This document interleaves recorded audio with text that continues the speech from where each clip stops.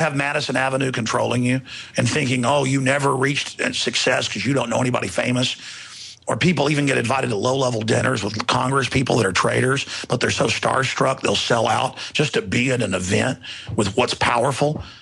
What's powerful is having healthy, happy children. What's powerful is loving God.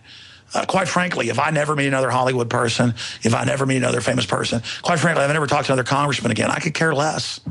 I would love to just live on a ranch and oil paint all day and raise crops and cattle and have a couple donkeys and horses. And, you know, quite frankly, drive down the road and shoot road signs with shotguns. Just joking. Not really, but, well, I mean, again, but I can see how a lot of folks in his campaign, because I'm putting myself in their mindset, I can see how a lot of them, it's just the idea of, we'll join the power and we'll change things from within. And Ron Paul, come on, you can do it. You can do what's needed. I mean, that's the debates that are happening because they haven't gotten real power yet. They haven't experienced it.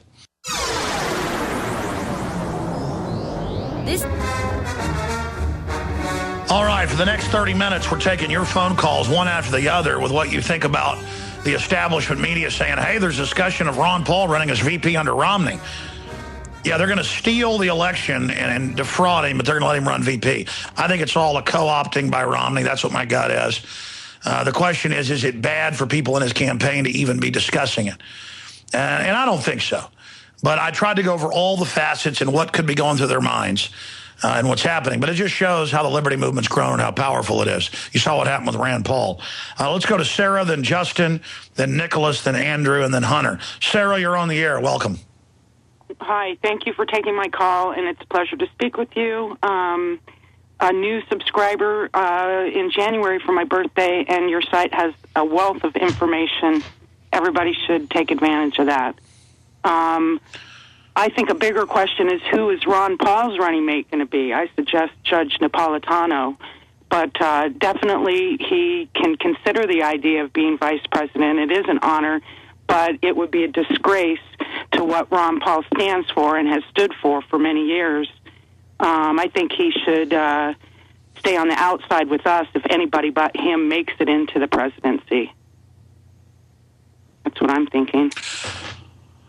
You know, my gut is don't do it because, I mean, it'd be one thing if Mitt Romney wasn't a complete globalist. I mean, it was somebody like Ronald Reagan who had some good traits, it'd be all right. But, I mean, Mitt Romney has been for abortion, open borders, now he's changed, but carbon taxes, gun control. I mean, he's Obama from the Republican Party. And, again, these are people stealing the election from him right now.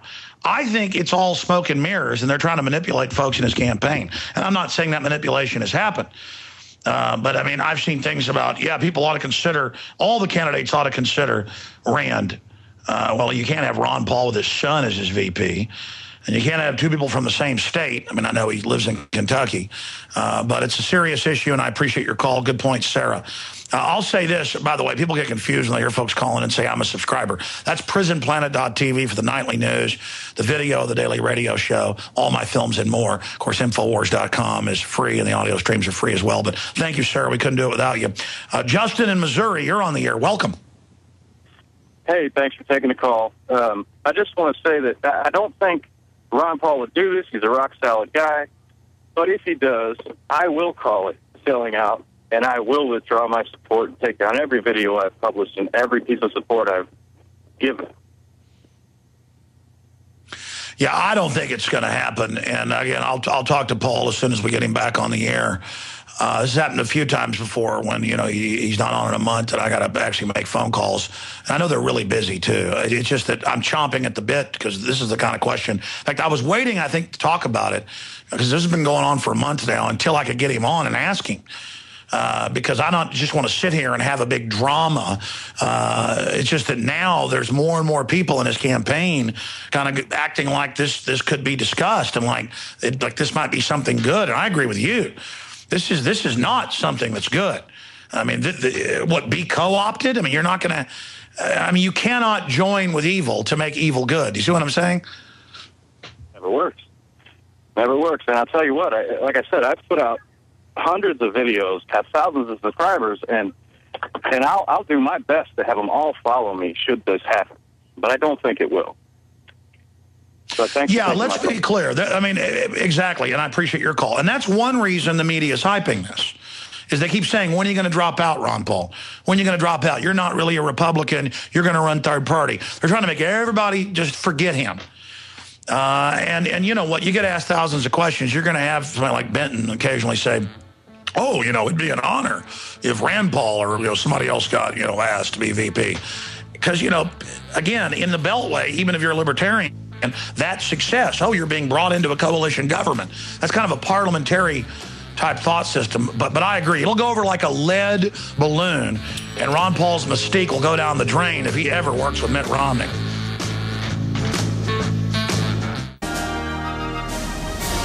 Okay, if you just joined us, it is Thursday, the 23rd day of February, 2012. I'm on my way to Orlando, Florida. TSA free, no out of their jurisdiction, unsworn quasi-peace officers trying to grope my family. But I have seen police randomly pulling over vehicles and searching them all the way here. This country is really turning into a sad joke.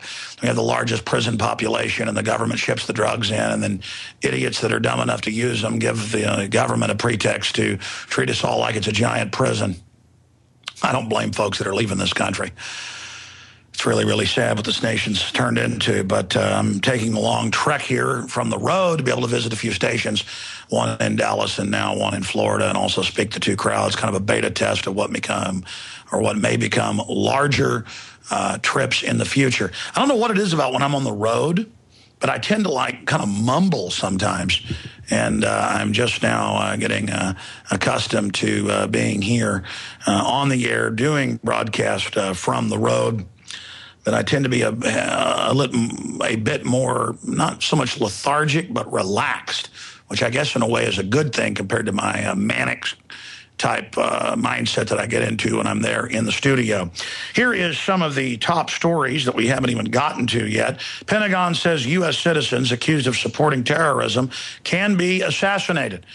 And they're saying that if you even give money to a charity, I guess like Doctors Without Borders or others, that they could connect to supporting a group that the banks running our country call enemies, that you can be killed, including here in the United States, secretly arrested, secretly tortured, secretly disappeared. So now they're getting around to announcing they want to use the NDAA against you. And they're saying they'll use mercenaries, Israelis, or others to do the killing. And, of course, a few years ago, I saw quotes in the Israeli news where they said, we'll assassinate people anywhere we want in the world, anytime, including Americans in America. So more and more, we're kind of getting the Israeli policy here in the United States. Continuing here, and it's not that I'm an enemy of Israel or hate Israel itself, but I don't like Israeli agents coming in and buying off elements of our government and then setting up a policy saying I have no sovereignty and they'll kill me in my country if they feel like it because they're God. I kind of like my Bill of Rights and Constitution. Imagine if the Ruskies were influencing our government like this. But instead, the British, the EU people, the UN, Israel, all these big mega corporations, the defense contractors, they just use this country like a latrine or something. And then my property rights, my Constitution, it's all destroyed. My taxes are raised to pay for their empire. And I'm tired of it. And the Israelis in mass are protesting and demonstration, having huge demonstrations. In some cases, over 70% of their public don't want these wars. It's just these elements running all of our countries want this, and I've had enough of it. So Pentagon says U.S. citizens accused of supporting terrorism can be assassinated. Unvaccinated kids banned from Indiana school due to measles outbreak. Now, I thought if you've had the measles shots, you're protected. But see, now they have panics if one person gets measles and shut down the school. But when you take the shot and actually get measles from it, as you do about a third of the time, that's a non-issue. So it's all about a bunch of panic attack, making a big drama queen issue out of stuff. That article's at Infowars.com. Document proves DHS is monitoring social media for government criticism. Huge news. Paul Watson, Infowars.com, Prisonplanet.com. Pelosi blames profiteering for skyrocketing gas prices. No, it's dollar devaluation and talk of an Iran strike. That's what's doing it. Again, has Ron Paul formed a political alliance with Mitt Romney? Infowars.com story that we're going to get red link for folks. Ron Paul highlights from the last debate last night. Fed's new rules written behind closed doors, InfoWars Nightly News. Kurt Haskell, a new video out, Witness to Government False Flag Part 2. We sent Rob Dew to Michigan, to Detroit to actually interview him, so it's high quality. It's very powerful. Now, I'm going to go back to your calls. For those that missed the first hour, the Washington Post, hundreds of publications, it's big news today, are saying that behind the scenes, Mitt Romney is basically reaching out to Paul about a VP run. I don't believe that. If he is doing it, it's to betray Paul because he knows that he's the real winner of this whole situation. That's what's really going on. So the very system that's stealing these primaries from Ron Paul on record is not going to make him VP. I think that's going on. B, I think the Washington Post and others are making a big deal out of this to make it look like Ron Paul is going to compromise and sell out to kill his image of a stalwart independent who doesn't ever compromise. Ron Paul is not going to compromise and run VP with Mitt Romney. I can tell you that right now. Just like I told you a year before he announced this presidential run, he would do it.